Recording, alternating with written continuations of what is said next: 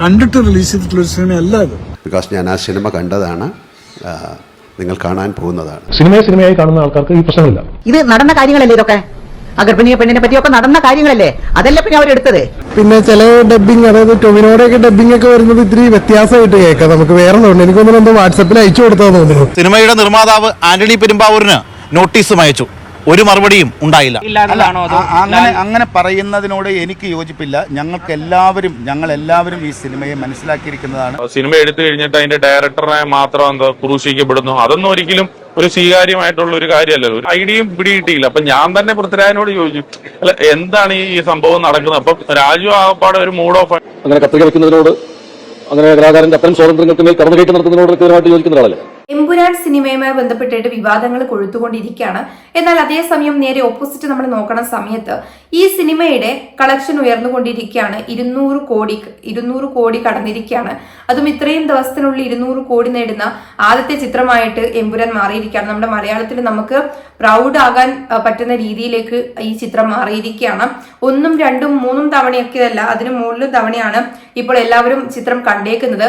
ഈ theatre response നമ്മൾ യൂട്യൂബിൽ എടുത്ത് നോക്കുന്ന സമയത്ത് തന്നെ നമ്മുടെ 2K കിഡ്സ് അടക്കമുള്ള ആൾക്കാർ ഈ സിനിമ കണ്ടേക്കുന്നതും 4 തവണയൊക്കെ കണ്ട ആൾക്കാരുണ്ട്, അല്ലെങ്കിൽ 5 തവണയൊക്കെ കണ്ടു എന്നാണ് അവർ പറയുന്നത്. കാരണം ഇവര് ഓരോരോ വിവാദങ്ങൾ വരുമ്പോൾ ഇവർ പോയി എടുക്കുകയാണ്, അല്ലെങ്കിൽ ലാലേട്ടൻ ഫാൻസ് കാര്യങ്ങളാണെങ്കിലും ഒരു റിവെഞ്ച് മോഡിലേക്ക് തന്നെ കുട്ടികൾ പോലും ഇത് എടുക്കുന്ന രീതിയിലേക്ക് മാറി. കാരണം എന്തായാലും ഈ സിനിമയെ നമ്മൾ വിജയിപ്പിച്ചേ തീരൂ എന്നുള്ള രീതിയിലേക്ക് കാര്യങ്ങൾ പോയി.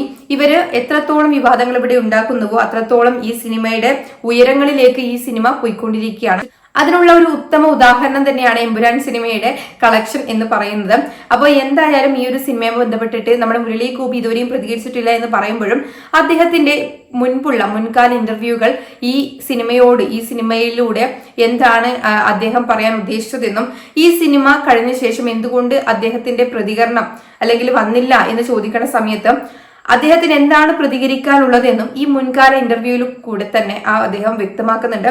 അതിൽ ഒരു ഇന്റർവ്യൂ, അതായത് മുരളി ഗോപിയുടെ ഒരു ഇന്റർവ്യൂവിൽ വ്യക്തമായിട്ട് ആള് പറഞ്ഞ ഒരു ചെറിയൊരു ക്ലിപ്പ് ഉണ്ട്, അത് നമുക്കൊന്ന് പ്ലേ ചെയ്യാം.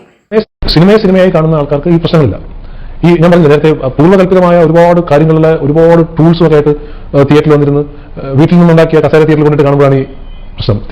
ഇതിനെ തിരക്കഥ എഴുതിയ മുരളി ഗോപി വ്യക്തമായിട്ട് പറയുന്നതാണ്, കഴിഞ്ഞ കുറച്ച് സംഭവങ്ങൾ ഉണ്ടായ സമയത്ത് ആ ഒരു സമയത്ത് കൊടുത്തൊരു ഇന്റർവ്യൂവിൽ പറയുന്ന ഒരു ക്ലിപ്പാണ് നമ്മളിപ്പോൾ കണ്ടത്. അതിൽ പറയുന്നുണ്ട്, സിനിമയായിട്ട് കാണാൻ സാധിക്കാത്തവർക്കാണ് ഇങ്ങനെയുള്ള പ്രശ്നങ്ങൾ വരുന്നത് എന്ന്. അത് ഈ ഒരു സന്ദർഭം എടുത്തു നോക്കുന്ന സമയത്ത് തികച്ചും ആപ്റ്റ് ആയിട്ടുള്ളൊരു ഉത്തരം തന്നെയാണ് മുരളി ഗോപിയുടെ ഭാഗത്തു നിന്നുള്ളൊരു ഉത്തരം തന്നെയാണ്. അപ്പൊ ഇവിടെയും നമുക്കത് എടുക്കാവുന്ന ഒരു ഉത്തരവാണ്. മോഹൻലാലിന്റെ ഖേദപ്രകടനം ഒരുപാട് പേരെ വേദനിപ്പിച്ചിട്ടുണ്ടായിരുന്നു. ഒരുപാട് പേർക്ക് അങ്ങനെയൊന്നും ചെയ്യണ്ടായിരുന്നു തോന്നിയിട്ടുണ്ടായിരുന്നു.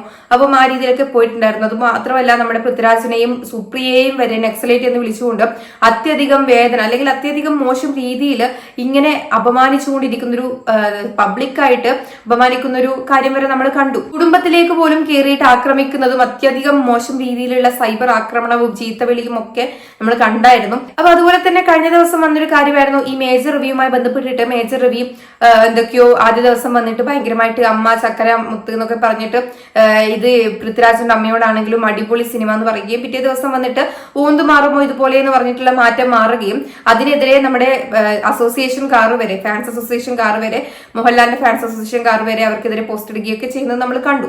അതുമായി ബന്ധപ്പെട്ടിട്ട് തന്നെ ഈ മോഹൻലാലിന്റെ ഭാഗത്തു നിന്ന് തന്നെ ഞാൻ ഒരു ക്ലിപ്പ് കാണാനിടയായി.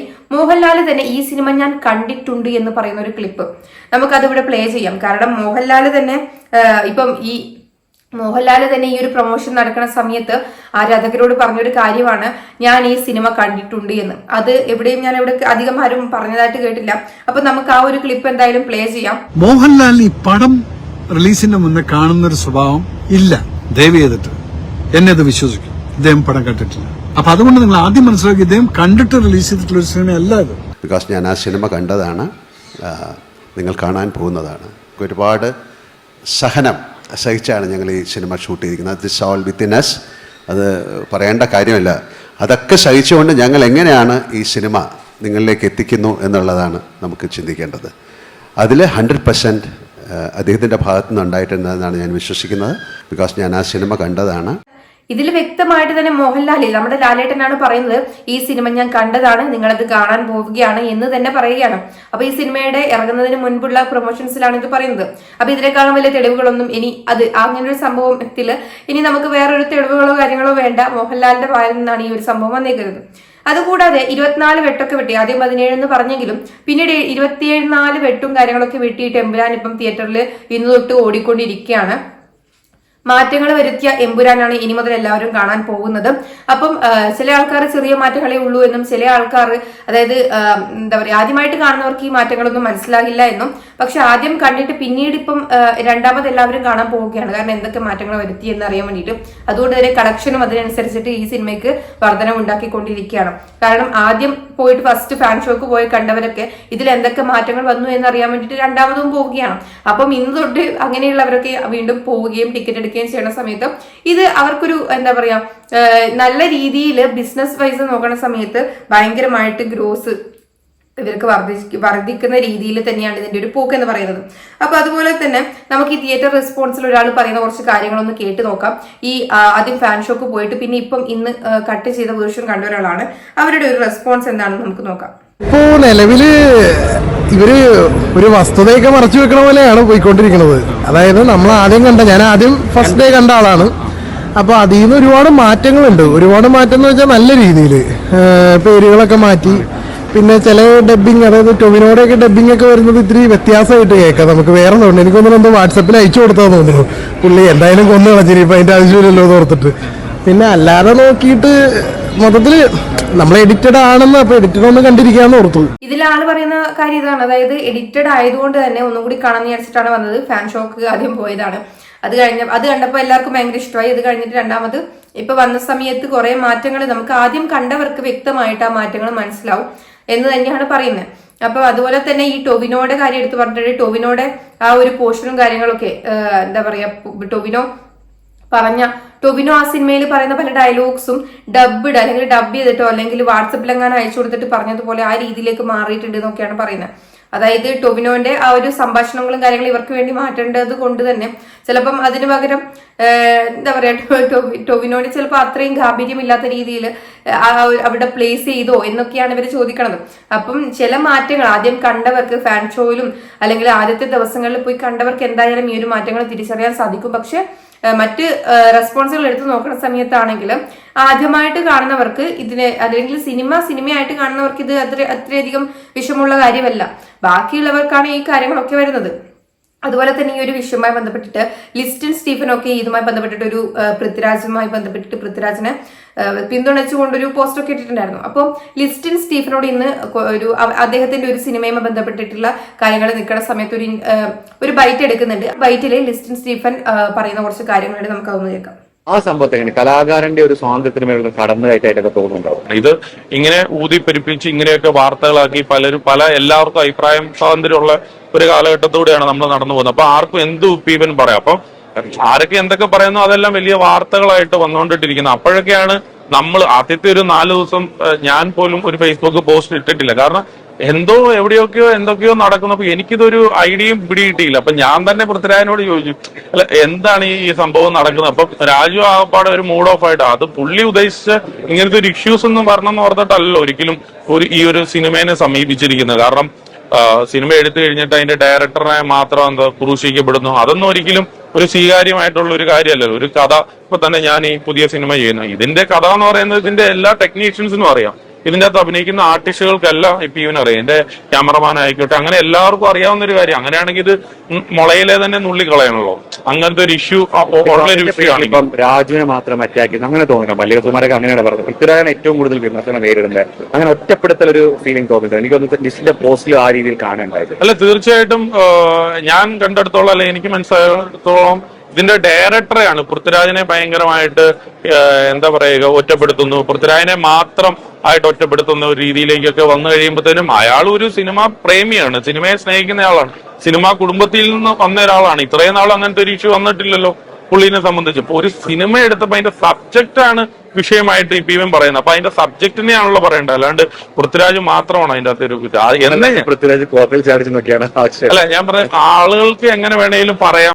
ഇതിന്റെ അകത്ത് ലിസ്റ്റിൻ സ്റ്റീഫൻ പറയുന്ന കാര്യങ്ങൾ ഇതാണ്. അതായത് എന്തുകൊണ്ട് പൃഥ്വിരാജിനെ മാത്രം വിമർശിക്കപ്പെടുന്നു, പൃഥ്വിരാജുമായിട്ട് സംസാരിച്ചിരുന്നു, അപ്പം ഭയങ്കരമായിട്ട് ആള് ഡെസ്പായിട്ടിരുന്നു എന്നാണ് പറയുന്നത് പൃഥ്വിരാജുമായിട്ട് സംസാരിച്ച സമയത്ത്. അതുപോലെ മല്ലിക സുകുമാരനും പറഞ്ഞൊരു കാര്യം തന്നെയായിരുന്നു, അവൻ കുറച്ച്, അതായത് അവർ വിചാരിക്കാത്ത തരത്തിലേക്കാണ് പോയിക്കൊണ്ടിരിക്കുന്നത്.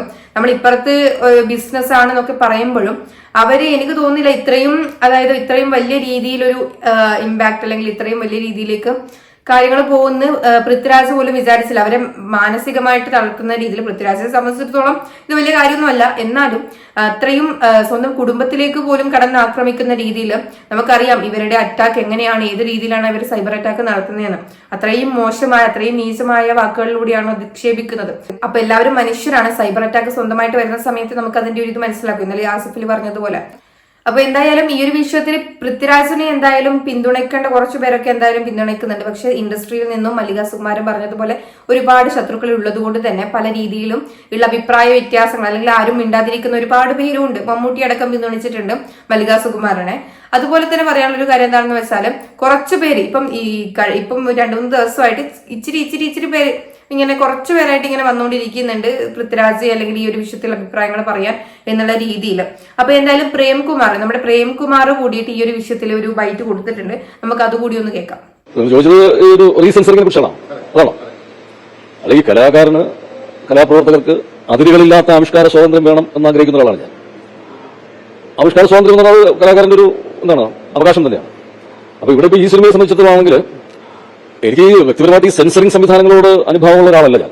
കാര്യം കലാകാരന്റെ ആവിഷ്കാരങ്ങൾക്ക് മുകളിൽ പല അത് ഭരണകൂട താല്പര്യങ്ങളാകാം, മറ്റു പല താല്പര്യങ്ങളൊക്കെ ഉൾപ്പെടെ അങ്ങനെ കത്രിക വയ്ക്കുന്നതിനോട്, അങ്ങനെ കലാകാരന്റെ അത്തരം സ്വാതന്ത്ര്യങ്ങൾക്ക് മേൽ കടന്നുകയറ്റം നടത്തുന്നതിനോട് വ്യക്തിപരമായിട്ട് യോജിക്കുന്ന ഒരാളല്ല.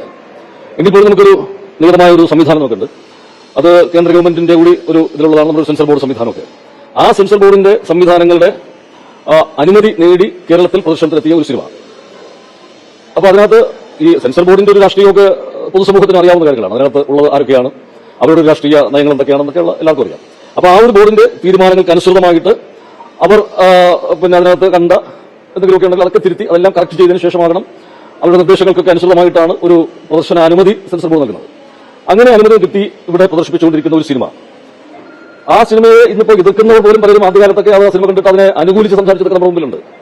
അപ്പൊ എന്താണ് പെട്ടെന്ന് ഇങ്ങനെ ഒരു പ്രകോപനമായിട്ട് ഉണ്ടായത് എന്നുള്ളത് അത് അതിനകത്തൊക്കെ രാഷ്ട്രീയം ഉണ്ടാകാം. അതിലേക്കൊന്നും ഞാൻ പോകുന്നില്ല. എന്തെന്നാലും ശരി, ഇവിടെ ഒരു അസഹിഷ്ണുതയുള്ള ഒരു സമൂഹമല്ല കേരളത്തിലുള്ളത്.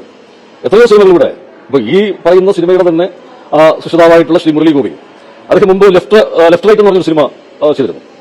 അന്ന് അത് ഇവിടുത്തെ കമ്മ്യൂണിസ്റ്റ് പ്രസ്ഥാനത്തെയൊക്കെ വല്ലാതെ അപഹസിച്ചുകൊണ്ടുള്ള ഒരു സിനിമയായിരുന്നു. പക്ഷെ അതിനെപ്പോലും വളരെ സഹിഷ്ണുതയോടെ കണ്ട ഒരു സമൂഹമാണ് കേരളത്തിൽ. പ്രേംകുമാർ പറയുന്നത് ഇതാണ്, ഈ സെൻസർ ബോർഡ് കാര്യങ്ങള് ഓൾറെഡി എല്ലാം കഴിഞ്ഞ് സെൻസർ ചെയ്തിട്ട് കൊണ്ടുവന്ന ഒരു സിനിമയാണ്. അപ്പൊ സെൻസർ ബോർഡിൽ ഇരിക്കുന്ന ആൾക്കാരുടെ ഒരു എന്താണ് രാഷ്ട്രീയം എന്നുള്ള കാര്യങ്ങളൊക്കെ നമുക്ക് എല്ലാവർക്കും അറിയാവുന്നതാണ്. അതുപോലെ തന്നെ കേന്ദ്രത്തിൽ നിന്നുള്ള പ്രഷർ കാര്യങ്ങളൊക്കെ വന്നതുകൊണ്ടായിരിക്കാം മോഹൻലാൽ അടക്കം ഈ രീതിയിൽ മാപ്പ് പറയുന്ന അല്ലെങ്കിൽ ഒരു ഖേദപ്രകടനം നടത്തുന്ന രീതിയിലേക്ക് പോയിട്ടുണ്ടാവുക. വേറെ നിവർത്തിയില്ല എന്നുള്ള രീതിയിലേക്ക് അവരെ കൊണ്ടുചെന്ന് എത്തിച്ചതായിരിക്കാം. പക്ഷെ ആന്റണി പെരുമ്പാവൂർ അടക്കം എന്ന് പറഞ്ഞേക്കുന്നത് നേരെ ഓപ്പോസിറ്റ് ആണ്. അവര് സ്വന്തം എടുത്ത തീരുമാനമാണെന്നൊക്കെയാണ് പറഞ്ഞേക്കുന്നത്. അപ്പൊ നമുക്ക് അതിലേക്ക് പോകാം. അങ്ങനെ ഒരുപാട് വിഷയങ്ങൾ അവിടെ വേറെ നടക്കുന്നുണ്ട്. ആന്റണി പെരുമ്പാവൂരുമായി ബന്ധപ്പെട്ടിട്ട് ഒരുപാട് വിഷയങ്ങൾ നടക്കുന്നുണ്ട് അവിടെ. അത് പറയുമ്പോഴും എനിക്ക് പറയാനൊരു കാര്യം എന്താണെന്ന് വെച്ചാൽ ഈ സിനിമ ലിസ്റ്റിൻ സ്റ്റീഫൻ നേരത്തെ പറഞ്ഞതുപോലെ ആദ്യത്തെ 2-3 ദിവസം ഈ സിനിമ കണ്ടിട്ട് ഞാനൊരു ഫാൻ ഷോ കണ്ട ഒരാളാണ്. അപ്പം ആദ്യത്തെ 2-3 ദിവസം നമുക്ക് ഈ ഒരു ഈ ഒരു തലത്തിലേക്ക് ഒരിക്കലും ആ ഒരു സിനിമയെ കൊണ്ടുപോകാനോ അല്ലെങ്കിൽ ഒന്ന് ചിന്തിച്ചുപോലെ എന്തൊക്കെയാണ് ഇവിടെ നടക്കുന്നത് എന്നുള്ള രീതിയിൽ തന്നെയാണ് നമ്മളെല്ലാവരും ചിന്തിച്ചിട്ടുണ്ടാവുക. ഫസ്റ്റ് ഫാൻ ഷോ പോയി കണ്ടവരെല്ലാവരും ഈ ഇത്രയും വലിയ രീതിയിലുള്ള ഒരു കലാപങ്ങളും കാര്യങ്ങളും അല്ലെങ്കിൽ ഇത്രയും ഇഷ്യൂ ഒക്കെ ഉണ്ടാവും എന്നുള്ള രീതിയിൽ ഒരിക്കലും ചിന്തിച്ചിട്ടുണ്ടാവില്ല. പെട്ടെന്നാണ് ഇങ്ങനെയുള്ള കാര്യങ്ങളൊക്കെ വരുന്നതും അവിടുന്ന് ഇഷ്യൂ ക്രിസ്ത്യൻ സമൂഹത്തിന് ഇഷ്യൂ ആയി വരുന്നു, അല്ലെങ്കിൽ ഓരോ ആൾക്കാരും ഓരോന്ന് പറയുന്നു. ഇപ്പൊ വീണ്ടും ഓരോരോ കാര്യങ്ങൾ കോടതിയിലേക്കും കാര്യങ്ങളിലേക്കും ഇതിനെതിരെ തീവ്രവാദം അങ്ങനെ ഇങ്ങനെയൊക്കെ പറഞ്ഞിട്ട് പോകുന്നതൊക്കെ ഉണ്ട്. അപ്പം എന്തൊക്കെയാണ് നടക്കുന്നത് എന്നുള്ള രീതിയിൽ തന്നെയാണ് ആദ്യത്തെ 2-3 ദിവസം വരെ ഫസ്റ്റ് ഫാൻ ഷോ പോയി കണ്ടവർക്കൊക്കെ അങ്ങനെ തന്നെയാണ് തോന്നിയിട്ടുണ്ടാവുക. കാരണം അവര് സിനിമയായിട്ട് കണ്ട ആൾക്കാർക്കൊന്നും ഇത് എന്റെ പൊന്നെ ഇത്രയൊക്കെ ഉണ്ടോ, ഇത്രയൊക്കെ വിഷയമാക്കാൻ മാത്രം ഇതുണ്ടോ എന്നുള്ള രീതിയിൽ തോന്നിയിട്ടുണ്ടാവും. അപ്പൊ അതുപോലെ തന്നെയാണ് ഈ പ്രേംകുമാറും പറയുന്നത് പോലെ തന്നെ നമ്മുടെ ഒരു ആവിഷ്കാര സ്വാതന്ത്ര്യത്തിൽ കത്തിവെക്കുന്നതിനോട് ഈ വ്യക്തിക്കും താല്പര്യമൊന്നുമില്ല. അതായത് പ്രേംകുമാറിനും താല്പര്യമൊന്നുമില്ല വിഷയമൊന്നുമല്ല. അതുപോലെ തന്നെ ഇതിനു മുൻപും ഇവിടെയുള്ള ലെഫ്റ്റ് എന്ന് പറയുന്ന സിനിമ കാര്യങ്ങളൊക്കെ വന്നതാണ്. വന്ന സമയത്താണെങ്കിലും ഇത് നമ്മുടെ കേരളത്തിലെ സമൂഹം അസഹിഷ്ണുതയുള്ളൊരു സമൂഹമല്ല. അപ്പൊ എല്ലാം വരവേറ്റ് എല്ലാം അതിന്റെ രീതിയിൽ സിനിമയായി കാണാൻ പഠിച്ചൊരു സമൂഹം തന്നെയാണ് നമ്മുടെ സമൂഹം. പക്ഷെ അതിനുള്ളിലേക്കും പലതും കുത്തിക്കയറ്റി ഇതങ്ങനെയാണ് അതങ്ങനെയാണ് ഇതിങ്ങനെയാണെന്നൊക്കെ പറഞ്ഞ് വിഷയങ്ങൾ ഉണ്ടാക്കാൻ നോക്കുന്ന ശക്തികളും ഇവിടെയുണ്ട്. കണ്ട ഒരു സമൂഹമാണ് കേരളത്തിലുള്ളത്. അന്നാരും അതിനെ ഒരു റീസെൻസർ ചെയ്യണമെന്നോ അതിൽ ചില വിവാദ ഭാഗങ്ങൾ ഒഴിവാക്കണമെന്നോ ഒന്നും ആരും ആവശ്യപ്പെട്ടിട്ടില്ല. അപ്പൊ ആ ചിത്രം ഇവിടെ കുറെയൊക്കെ പ്രദർശിപ്പിക്കപ്പെട്ടു. പക്ഷെ അതിനെതിരെ പ്രസ്ഥാനങ്ങൾ പോലും അതിനെതിരെ ഒരു പ്രതികരണം നടത്തില്ല. അതൊക്കെ ആവിഷ്കാര സ്വാതന്ത്ര്യമാണ് എന്നുള്ള രീതിയിൽ തന്നെയാണ് അതിനെ സമീപിച്ചത്. പക്ഷെ ഇപ്പോ എന്തുകൊണ്ടാണ് നമ്മൾ ഇത്രയേറെ അസഹിഷ്ണുത കാട്ടുന്നത് എന്ന് മനസ്സിലാവുന്നില്ല. എത്രയോ സിനിമകൾ രാഷ്ട്രീയപരമായിട്ടും ഒക്കെ വിമർശനാത്മകമായിട്ടുള്ള സിനിമകൾ വന്നിട്ടുള്ളതൊക്കെ നമ്മൾ സഹിഷ്ണുതയോടെ സമീപിച്ചിട്ടുള്ള ഒരു സമൂഹം. പക്ഷെ ഇപ്പോ ഇങ്ങനെ മറ്റൊന്നും എനിക്ക് പറയാനുള്ളത്, ഈ കല എന്ന് പറയുന്നത് സമൂഹത്തെ മനുഷ്യരെ ഒരുമിപ്പിക്കുന്നതാണ്. ഇത് ലോകത്തെ ഒരുമിപ്പിക്കുന്നതാണ്. അതൊരിക്കലും ഒരു ഭിന്നിപ്പിന്റെ തലത്തിലേക്ക് പോവുകയോ അല്ലെങ്കിൽ ഒരു പകയുടെയും വിദ്വേഷത്തിന്റെയും വെറുപ്പിന്റെയും ഒന്നും പ്രചാരകരായി കലയും കലാസൃഷ്ടികളും കലാപ്രവർത്തകരും ഒന്നും മാറാൻ പാടില്ല എന്ന് വിശ്വസിക്കുന്ന ആൾ കൂടിയാണ് ഞാൻ. അപ്പോ ഒരു ഔചിത്യം എന്ന് പറയുന്നത് കലാപ്രവർത്തകരുടെ ഭാഗത്ത് ഉണ്ടാകേണ്ടതുണ്ട്. നമ്മളൊരു കലാസൃഷ്ടി ചെയ്യുമ്പോൾ ഈ കല കൈകാര്യം ചെയ്യുന്ന ഒരു വലിയ ജനസമൂഹത്തെയാണെന്നും ആ ജനസമൂഹത്തിൽ ഒരു അസ്വസ്ഥത ഉണ്ടാക്കുന്ന അല്ലെങ്കിൽ അവിടെ ഒരു ഭിന്നിപ്പുണ്ടാക്കുന്ന തരത്തിലുള്ള സൃഷ്ടികൾ, അത് നമ്മുടെ ഒരു ഔചിത്യം. ആ കാര്യത്തിൽ ആവിഷ്കാര സ്വാതന്ത്ര്യം അതികളില്ലാതെ വേണമെന്ന് പറയുമ്പോൾ പോലും ഒരു ഔചിത്യം ആ കാര്യത്തിൽ തീർച്ചയായിട്ടും പുലർത്തേണ്ടതുണ്ട്. അല്ല, അതൊക്കെ വ്യക്തിപരമായ കാര്യങ്ങളാണ്. അതിലേക്കൊന്നും ഞാൻ നടക്കുന്നില്ല. ഒരാൾ ഖേദം പ്രകടിപ്പിക്കുകയോ അല്ലെങ്കിൽ ഖേദം പ്രകടിപ്പിക്കാതിരിക്കുകയൊക്കെ ചെയ്യുന്ന അത് അവരുടെ സ്വാതന്ത്ര്യമാണ്. അത് ഭരണഘടന നമുക്ക് ഉറപ്പ് നൽകിയിട്ടുള്ള ഒരു മൗലിക സ്വാതന്ത്ര്യങ്ങൾ പെടുന്നത്. അതിനെക്കുറിച്ച് ഞാൻ അഭിപ്രായം പറയുന്നത് ശരിയല്ല. അപ്പോ ഇതിൽ അവസാനമായിട്ട് ചോദിക്കുന്നുണ്ട് മോഹൻലാലിന്റെ ഖേദപ്രകടനവുമായി ബന്ധപ്പെട്ടിട്ട് എന്താണ് അഭിപ്രായം എന്ന്. അതൊക്കെ പേഴ്സണൽ ആയിട്ടുള്ള കാര്യമാണ്. അത് സ്വന്തം മോഹൻലാൽ എടുത്ത തീരുമാനമാണ്. നമുക്ക് അതിലൊന്നും പറയാനില്ല എന്നുള്ള രീതിയിലാണ് എല്ലാവരും പറഞ്ഞേക്കുന്നത്. എല്ലാവരുടെ ഒരു അഭിപ്രായം അങ്ങനെയാണ്. ആരും അതിൽ കിടന്നിട്ട് അങ്ങനെയാണ് ഇങ്ങനെയാണെന്നൊന്നും പറയത്തില്ല. അപ്പൊ അതുപോലെ തന്നെ ആള് പറയുന്ന ഒരു കാര്യമാണ്, ഈ ഭിന്നിപ്പിക്കുന്ന രീതിയിലുള്ള സിനിമകളൊന്നും ചെയ്യാൻ പാടില്ല, ആ രീതിയിലൊന്നും ചെയ്യാൻ പാടില്ല. ഈ ഒരു സിനിമയായിട്ട് കണ്ട ഒരാൾക്കും ആദ്യത്തെ ദിവസങ്ങളിലും ഒന്നും ഇതൊരു ഭിന്നിപ്പിക്കുന്ന സിനിമയായിട്ടോ ഇപ്പോഴാണെങ്കിലും കാണുന്ന ഒരു വ്യക്തിക്കും ഒന്നും തോന്നിയിട്ടില്ല. അത് എവിടെയാണ് നമ്മുടെ ഇപ്പം ഈ അടുത്തായിട്ട് നമ്മുടെ നടി ഷീല ഒരു പ്രതികരണവുമായി ബന്ധപ്പെട്ടിട്ട് വന്നിട്ടുണ്ട്. അപ്പൊ നമുക്ക് ആ ഒരു പ്രതികരണത്തിലേക്ക് കൂടി പോകാം. പഴമുള്ളൊരു മരത്തിലെ കല്ലെറിയത്തുള്ളൂ, പഴങ്ങളില്ലാത്തൊരു മരത്തിൽ എറിയത്തില്ല. നല്ല പടം. ഞാൻ പറയട്ടെ, ഞങ്ങളുടെ സിനിമയിലുള്ളവർ തന്നെ ഈ പടം കൊള്ളില്ല, ആ പടം കൊള്ളില്ല എന്ന് പറയുന്നത് ഒരിക്കലും ശരിയല്ല. കാരണം എത്ര പേർക്ക് ജോലി കിട്ടുന്നതാണ്. ഒരു പടം എന്ന് പറഞ്ഞ 10,000 പേരുകൾക്ക് 1000 കണക്കിന് ജനങ്ങൾക്ക് ജോലി കിട്ടാൻ എത്ര ടെക്നീഷ്യൻസും എത്ര പേര് വർക്ക് ചെയ്യുന്നതാണ്. ഒരു നിമിഷം കൊണ്ട് കൊള്ളില്ല എന്ന് പറയുന്നത് വലിയ തെറ്റാണ് ഞാൻ പറയുന്നത്. നല്ല പടമാണ്. വാസ്തവത്തിൽ പൃഥ്വിരാജ് വന്ന് അടുത്തത് ഒരു ഇംഗ്ലീഷ് പടം തന്നെ ഡയറക്ട് ചെയ്യേണ്ടി വരും തോന്നുന്നു. ആ പടത്തിന്റെ ഓരോ ഷോട്ടും എല്ലാം നല്ല പടം. അതായത് US-ലും അവിടെ ഇവിടെ ചെറിയ ഗ്രാമങ്ങളിലൂടെ ഹൗസ്ഫുൾ ആയിട്ട് ഓടിക്കൊണ്ടിരിക്കുകയാണ് ആ പടം. പക്ഷേ ഈ ആൾക്കാർ പറയുന്തോറും ആ പടത്തിന് ഫ്രീ പബ്ലിസിറ്റിയാണ്. ആൾക്കാർ എത്രത്തോളം ആ പടത്തിനെ പറ്റി കൊള്ളില്ല, അയ്യോ ആ ഷോട്ട് കൊള്ളില്ല, ഇത് കൊള്ളില്ല എന്ന് പറയുമ്പോൾ അവർക്ക് പബ്ലിസിറ്റിയാണിത്. എന്ത് നല്ല പടമാണ്. എങ്ങനെ പറയാൻ, ഒരിക്കലും പറയാൻ പാടില്ല. ഒരുപാട് കഷ്ടപ്പെട്ട് 4 കൊല്ലങ്ങളോളം പല സ്ഥലങ്ങളിലും പോയി എടുത്തൊരു പടമാണ്. വേറെ ഒരു ചിന്തയില്ലാതെ പൃഥ്വിരാജ് എടുത്തൊരു പടമാണ് ആ പടം. എനിക്ക് വളരെ ഇഷ്ടപ്പെട്ടു. ഓരോ ഷോട്ടും അതങ്ങനെ ചെതുക്കി ഇങ്ങനെ പെയിന്റ് ചെയ്ത പോലെയാണ് ഓരോ ഷോട്ട് എടുത്തിരിക്കുന്നത്. പടത്തിനെ പറ്റി എനിക്ക് അത്രയേ പറയാനുള്ളൂ.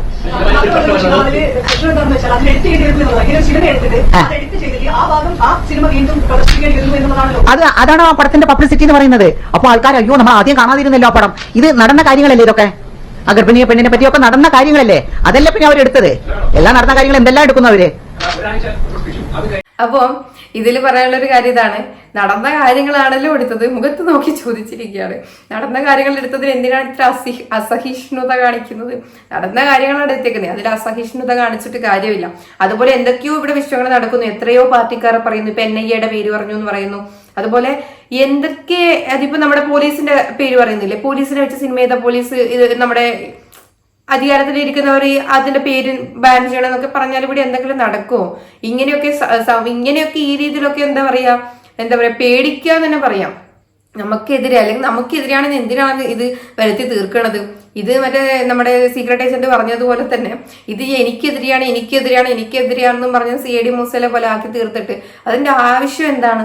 സത്യം പറഞ്ഞാൽ ആ സുപ്രിയനെയൊക്കെ നക്സലേറ്റ് എന്നും പറഞ്ഞിട്ട് പറയുന്നുണ്ട്. അപ്പൊ സത്യം പറഞ്ഞ എന്റെ പൊന്നോ, എങ്ങനെ സാധിക്കുന്നു? ഇത് മനസ്സിലാക്കാൻ സാധിക്കുന്നില്ല. ഇത് എങ്ങനെയാണ് ഇവരെ കൊണ്ട് ഇതൊക്കെ പറ്റുന്നതെന്നുള്ളത്.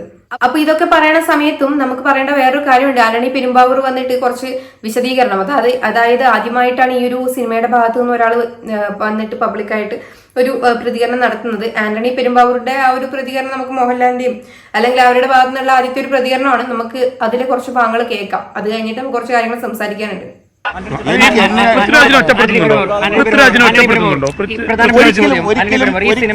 ഒരിക്കലും പൃഥ്വിരാജിനെ ഒറ്റപ്പെടുത്തേണ്ട കാര്യമില്ല. കാരണം ഞങ്ങൾ എത്രയോ വർഷമായിട്ട് അറിയാവുന്ന ആൾക്കാരാണ്.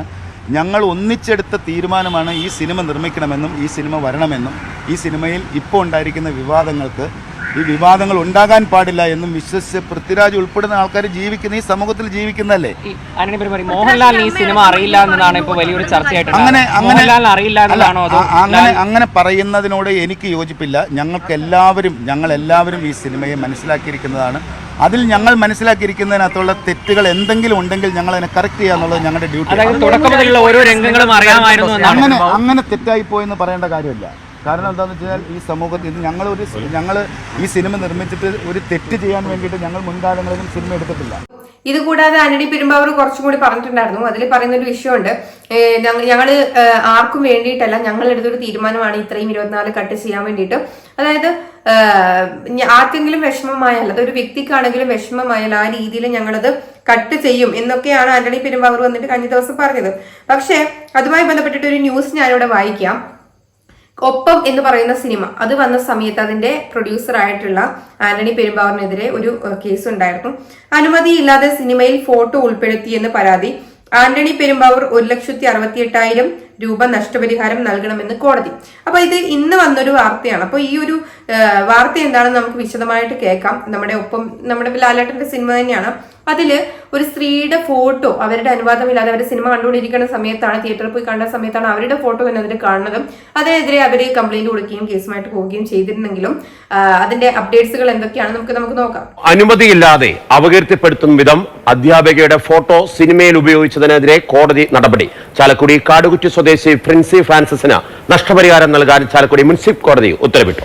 1,00,000 രൂപയും കോടതി ചെലവിനത്തിൽ 1,68,000 രൂപയും നഷ്ടപരിഹാരമായി സിനിമയുടെ നിർമ്മാതാവും സംവിധായകനും നൽകണം. മോഹൻലാൽ നായകനായ ഒപ്പം സിനിമയിലാണ് അധ്യാപികയുടെ ഫോട്ടോ അനുമതിയില്ലാതെ പ്രദർശിപ്പിച്ചത്.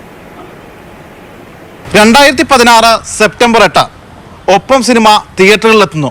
ഓണക്കാലമായതിനാൽ ചാലക്കുടി സ്വദേശി പ്രിൻസി ഫ്രാൻസിസും കുടുംബവും സിനിമ കാണാൻ തിയേറ്ററിൽ പോയി. സിനിമ തുടങ്ങി 29-ാം മിനിറ്റിൽ അവിചാരിതമായി പ്രിൻസിയുടെ ചിത്രം സ്ക്രീനിൽ തെളിഞ്ഞു. ആ ഫിലിം കണ്ടുകൊണ്ടിരിക്കുന്നതിന്റെ ഇടയിൽ തന്നെ എന്റെ പാസ്പോർട്ട് സൈസ് ഫോട്ടോ ഞാൻ തന്നെ ആ സ്ക്രീനിൽ കാണാണ്. കൂടെയുള്ള കുട്ടികളും ഹസ്ബൻഡും എല്ലാവരും പെട്ടെന്ന് അതിശയിച്ചു പോയി, ഇതെന്താണ് ഫോട്ടോ ഇങ്ങനെ വന്നത് എന്നുള്ള ഒരു അതിശയവും ഒരു ഷോക്കൊക്കെ ആയിരുന്നു. അപ്പോൾ അങ്ങനെയാണ് ഒരു അധ്യാപികയുടെ ഫോട്ടോ, അവര് സിനിമ കാണാൻ വേണ്ടിയിട്ട് പോയ സമയത്ത് അവരുടെ തന്നെ ഫോട്ടോ കണ്ട അന്തം വിട്ടു എന്നാണ് പറയുന്നത്. അപ്പൊ ഈ ഒരു സംഭവം വന്ന സമയത്ത് എന്തുകൊണ്ടാണ് ഈ ഒരു വിഷയം ഇവിടെ പറയുന്നതെന്ന് വെച്ചാൽ ആന്റണി പെരുമ്പാവൂർ കഴിഞ്ഞ ദിവസം പറഞ്ഞൊരു കാര്യമാണ്, തങ്ങൾ ചെയ്യുന്ന സിനിമയിൽ ആർക്കെങ്കിലും ഒരു വ്യക്തിപരമായിട്ടുള്ള അഭിപ്രായ വ്യത്യാസം അല്ലെങ്കിൽ അവരെങ്കിലും വേദനിപ്പിച്ചിട്ടുണ്ടെങ്കിൽ ഞങ്ങളത് മാറ്റും, ആ രീതിയിലാണ് ഇത് ചെയ്തേക്കുന്നതെന്നൊക്കെയാണ്. അതിന് താഴെ വന്ന ഒരുപാട് കമന്റുകളുണ്ട്. വ്യക്തിപരമായിട്ട് ഞങ്ങൾ ഈ കമന്റ് ഇടുന്ന ആൾക്കാർക്കൊക്കെ വേദനയുണ്ടെന്ന് പറഞ്ഞാൽ ആന്റണി പെരുമ്പാവൂർ അതൊക്കെ കട്ട് ചെയ്ത് കളയുമോ എന്ന് ഒരുപാട് പേര് ചോദിച്ചിട്ടുണ്ടായിരുന്നു. അനുമതിയില്ലാതെ തന്റെ ഫോട്ടോ സിനിമയിൽ ചിത്രീകരിച്ച് അപകീർത്തിപ്പെടുത്തിയതിനെതിരെ പ്രിൻസി നിയമ നടപടിക്ക് പോയി. സിനിമയുടെ നിർമ്മാതാവ് ആന്റണി പെരുമ്പാവൂരിന് നോട്ടീസും അയച്ചു. ഒരു മറുപടിയും ഉണ്ടായില്ല. ഒരു സ്ത്രീ എന്നുള്ള രീതിയിൽ നമ്മുടെ ഫോട്ടോ വന്നിട്ടും നമ്മുടെ നാട്ടിലൊന്നും ചെയ്യാനില്ല എന്നുള്ളൊരു വസ്തുതയാണ് നമ്മളോട് തെളിഞ്ഞത്. അപ്പൊ നമുക്ക് ചെയ്യാൻ പറ്റുന്ന ഒരേ ഒരു കാര്യം ഡിഫെയിമിന് കേസ് കൊടുക്കുക എന്നുള്ളതായിരുന്നു. അത് നമ്മൾ ചെയ്തു. അധ്യാപിക കൂടിയായ പ്രിൻസിയുടെ നിയമ പോരാട്ടത്തിന് 8 വർഷക്കാലം വേണ്ടി വന്നു അനുകൂലമായ വിധി സമ്പാദിച്ചെടുക്കാൻ. നമ്മൾ കേസ് ആദ്യം ഹൈക്കോടതിയിൽ തന്നെയാണ് പോയത്. പിന്നീട് വിധി വന്നു. നമ്മുടെ താമസത്തിനടുത്തുള്ള മുനിസിപ്പൽ കോടതിയിലാണ് നമ്മൾ കേസ് കൊടുക്കേണ്ടത് എന്നുള്ള രീതിയിൽ നമ്മൾ ഡിഫെയിമിന് കേസ് കൊടുത്തു. ഒരു 7 വർഷം കഴിഞ്ഞതിന് ശേഷമാണ് നമുക്കൊരു വിധി നമ്മുടെ കയ്യിലോട്ട് വന്നത്. 1,00,000 രൂപ കോമ്പൻസേഷനും 1,68,000 രൂപ ചെലവുകൾക്കും, കോടതി ചെലവുകൾക്കുമായിട്ട് നമുക്കിപ്പോ വിധി വന്നിരിക്കുകയാണ്. അപ്പോ ഇപ്പൊ ആ ഒരു വിധിയും കാര്യങ്ങളൊക്കെ വന്നിരിക്കുകയാണ്. അത് ഈ ഒരു സമയത്ത് ചർച്ച ആയിക്കൊണ്ടിരിക്കുകയാണ്. കാരണം ഈ ഒരു സമയം ഇത്രയും 8 വർഷത്തോളം എടുത്തിട്ടാണ് ഇതിനൊരു വിധി വന്നേക്കുന്നത്. അതുമാത്രമല്ല ഈ ഒരു നോട്ടീസ് അയക്കുകയും കാര്യങ്ങളൊക്കെ ആന്റണി പെരുമ്പാവൂരിന് പോയിട്ടും എന്തുകൊണ്ട് ഒരു പ്രതികരണമോ കാര്യങ്ങളോ ആ രീതിയിൽ ഒന്നും പ്രതികരിക്കാത്ത ഒരാളാണ്. ഇത്രയും ചെറിയ അല്ലെങ്കിൽ ഒരു പ്രശ്നവും ഉണ്ടാകാത്ത ആരും വന്നിട്ട് ഇത് കട്ട് ചെയ്യണമെന്ന് പറഞ്ഞിട്ടില്ല എന്ന് പറയുന്ന ആന്റണി പെരുമ്പാവൂർ സ്വയം, അതായത് ആർക്കൊക്കെയോ വേണ്ടിയിട്ട് അല്ലെങ്കിൽ ആർക്കൊക്കെയോ വേദനിച്ചു എന്നും പറഞ്ഞിട്ട് അങ്ങനെയൊക്കെ ആർക്കെങ്കിലും വേദനിച്ചാൽ ഞങ്ങൾ പെട്ടെന്ന് തന്നെ കട്ട് ചെയ്യും എന്നൊക്കെ പറയുന്നത്. അപ്പൊ ഇവിടെയാണ് ആ ഒരു പേടി. ഇതിനു ഉള്ളിൽ എല്ലാവർക്കും അറിയാം ആർക്ക് വേണ്ടിയിട്ടാണ് കട്ട് ചെയ്തതെന്നൊക്കെ ഉള്ളത്. എങ്കിലും അവരത് പുറത്തോട്ട് വന്ന് പറയാൻ വേണ്ടിയിട്ട് തയ്യാറാകുന്നില്ല എന്നുള്ളത് തന്നെയാണ്. ഇതിൽ നന്ദി എന്ന് പറഞ്ഞിട്ട് നമ്മുടെ സുരേഷ് ഗോപിയുടെ പേരൊക്കെ ഉണ്ടായിരുന്നു. അതൊക്കെ എടുത്ത് മാറ്റിയിട്ടുണ്ട് ഈ കട്ട് ചെയ്ത സമയത്ത്. അതുപോലെ തന്നെ ഇപ്പം ഒരുപാട് വിഷയങ്ങൾ വരുന്നുണ്ട്. മറ്റേ തീവ്രവാദത്തെ പ്രോത്സാഹിപ്പിക്കുന്നു, ദേശസുരക്ഷയെ ബാധിക്കും, എമ്പുരാനെതിരെ NIAക്ക് പരാതി. അതായത് NIA അടക്കം പരാതി വീണ്ടും പോയിക്കൊണ്ടിരിക്കുകയാണ്. അപ്പൊ ഇങ്ങനെയുള്ള വിഷയങ്ങൾ ഇപ്പോഴും എന്താണ് ഓരോന്നായിട്ട് വീണ്ടും വീണ്ടും വന്നുകൊണ്ടിരിക്കുകയാണ്. അപ്പോൾ ഇതിൽ പറയാനുള്ള വേറൊരു വിഷയം എന്താണെന്ന് വെച്ചാൽ നമ്മുടെ ഈ ഒരു എമ്പുരാൻ സിനിമ വന്നതിൽ പിന്നെ എന്തൊക്കെ മാറ്റങ്ങൾ ഉണ്ടായി, അല്ലെങ്കിൽ ഈ ഒരു എമ്പുരാൻ സിനിമ കാരണം വന്ന കുറച്ച് മാറ്റങ്ങളുണ്ട്. ഈ ഒരു 2K കിഡ്സ് എന്ന് പറയുന്ന അല്ലെങ്കിൽ നമ്മുടെ പുതുതലമുറയിൽ ഈ ഒരു ഗുജറാത്ത് കലാപവും അതുപോലെ തന്നെയുള്ള വിഷയങ്ങളെ കുറിച്ചിട്ട് വ്യക്തമായിട്ടുള്ള ധാരണയൊന്നും ഇല്ലായിരുന്നു.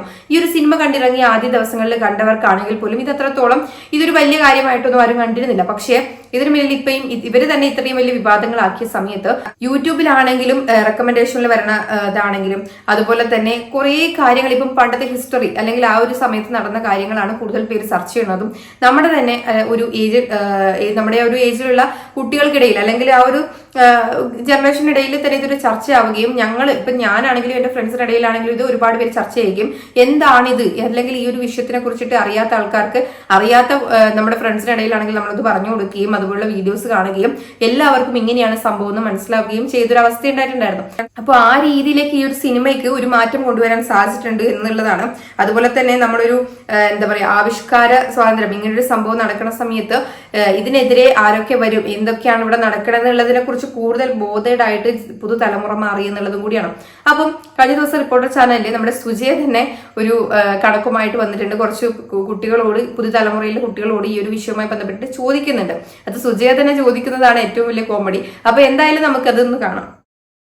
ഇങ്ങനെ നടത്തുകയാണ്, പല ഭാഗങ്ങളിലായി പല കോണുകളിലായി പല തരത്തിലുള്ള ചർച്ചകൾ നടക്കുന്നുണ്ട്. പക്ഷേ ഈ വിഷയം എങ്ങനെയായിരിക്കും പുതിയ തലമുറ നമ്മുടെ ജെനാൽഫയ്ക്ക് പറയാനുള്ളത് എന്തായിരിക്കും? വിദ്യാർത്ഥികൾക്കിടയിൽ ജെൻസിക്കിടയിൽ എമ്പുരാന്റെ ചർച്ചയുണ്ടോ? നമുക്ക് ക്യാമ്പസിലേക്ക് അഞ്ജലി പോയപ്പോൾ കിട്ടിയ പ്രതികരണങ്ങൾ എന്തൊക്കെയാണെന്ന് നോക്കാം.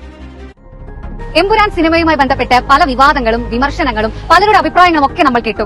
എന്നാൽ പുതിയ തലമുറ എങ്ങനെയാണ് എമ്പുരാൻ സിനിമയെയും ഈ വിവാദങ്ങളെയും ഒക്കെ കാണുന്നതെന്ന് നമുക്കൊന്ന് പരിശോധിക്കാം. എമ്പുരാൻ എന്ന സിനിമയിൽ ഇത്രയധികം പൊളിറ്റിക്കൽ വിഷയം ആയതുകൊണ്ട് ഗുജറാത്ത് കലാപം ബിൽക്കിസ് ബാനു ആരാണെന്താണെന്ന് അറിയാത്തവരെ സെർച്ച് ചെയ്യാൻ തുടങ്ങിയിട്ട് ഞങ്ങളുടെ കൂടെയുള്ളവർ തന്നെ ബിൽക്കിസ് ബാനു എന്താണെന്ന് ഗൂഗിളിൽ കോടതി അടുത്താണ് വെർഡിക്റ്റ് വന്നത്. അപ്പോൾ പോലും സെർച്ച് ചെയ്യാത്ത സിനിമ കാരണം സെർച്ച് ചെയ്യാൻ തുടങ്ങിയിട്ടുണ്ട്. അതുപോലെ ഈ ഗുജറാത്ത് കലാപത്തിന്റെ മെയിൻ ആളെ ആ സിനിമയിൽ ഇങ്ങനെ കാണിക്കുമ്പോൾ പുള്ളി ആരാണെന്നുള്ളവരെ സെർച്ച് ചെയ്ത് തുടങ്ങിയിട്ടുണ്ട്. അപ്പോൾ നമുക്ക് ഈ കേന്ദ്ര സർക്കാരും AVPRS ഇവർക്കെതിരെയുള്ള സാധനങ്ങളൊക്കെ പെട്ടെന്ന് പൊങ്ങി വന്നിട്ടുണ്ട്. കൂടുതൽ രാഷ്ട്രീയമുള്ള ഈ സിനിമ തന്നെ സംസാരിച്ചു തുടങ്ങിയിട്ടുണ്ട്. ഗുജറാത്ത് കലാപം നടന്നു, അത് 2002 നടന്നു. സിനിമ ഉണ്ടെങ്കിൽ കോൺട്രവേഴ്സി അതിന് ശേഷം മാത്രമേ അറിയാം. ഒരു സിനിമ ഇതുപോലെ ചെയ്താൽ ഇനി എല്ലാ കാലത്തും പറയുന്ന ആവിഷ്കാര സ്വാതന്ത്ര്യം കലയുമായി ബന്ധപ്പെട്ട് നിൽക്കുന്ന ഈ ഒരു ധാരയിൽ മൊത്തത്തിൽ തന്നെ ഇതുപോലുള്ള എഡിറ്റിങ്ങുകൾ വരേണ്ടി വരും. 2002 നടന്ന സംഭവത്തെ 2004 ശേഷം അല്ലെങ്കിൽ അതിനുശേഷം വന്നവർക്ക് മനസ്സിലാക്കാൻ പറ്റുന്ന അവരുടെ ഇടയിൽ ചർച്ചയായി.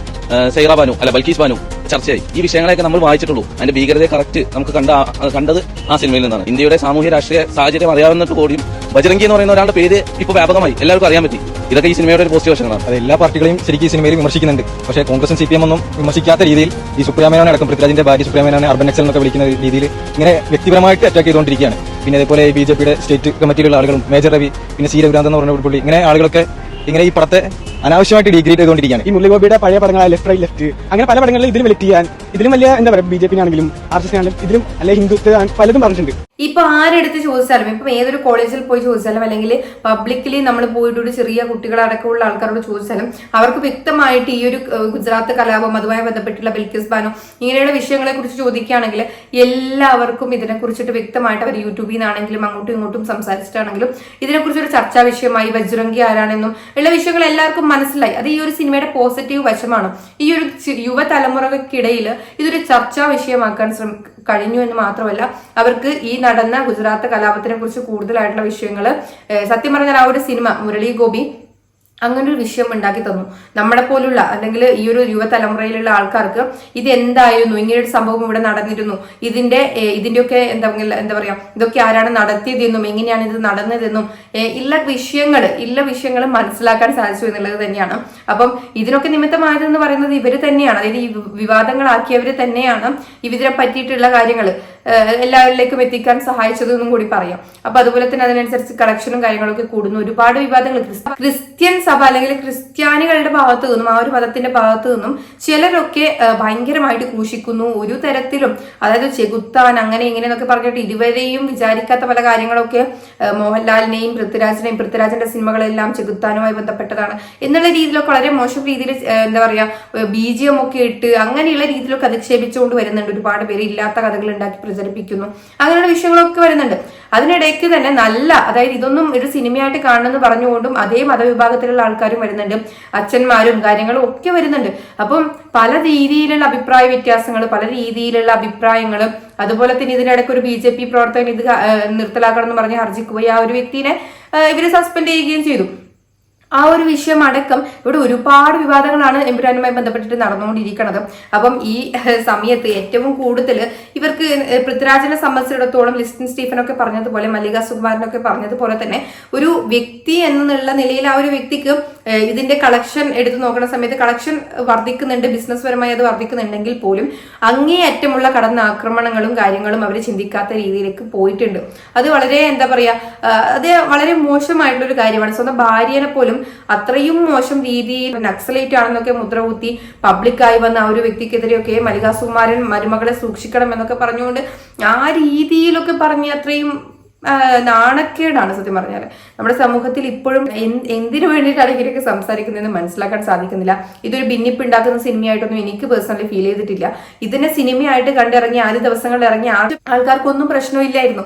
പക്ഷെ പിന്നീട് ഇതൊരു പാർട്ടി വൈസ് കുത്തിത്തിരിപ്പ് കാര്യങ്ങളൊക്കെ ഉണ്ടായി. പിന്നീട് ഇത് നമ്മൾ കൊടുക്കാത്ത വ്യാഖ്യാനങ്ങൾ കൊടുത്ത് ആസിഫലിയൊക്കെ പറഞ്ഞതുപോലെ നമ്മളുടെ ഒരു ഇത് എങ്ങനെയാണോ അവരുദ്ദേശിച്ച രീതിയിലുള്ള വ്യാഖ്യാനങ്ങൾക്കപ്പുറം ഇത് തീവ്രവാദി ബന്ധത്തിലേക്കും ഒരു പൃഥ്വിരാജിനെ മാത്രം കോൺസെൻട്രേറ്റ് ചെയ്ത് പൃഥ്വിരാജിനെ അത്രയധികം അടിച്ചേൽപ്പിക്കുന്ന രീതിയിലൊക്കെ ഇത് മാറിയിട്ടുണ്ട്.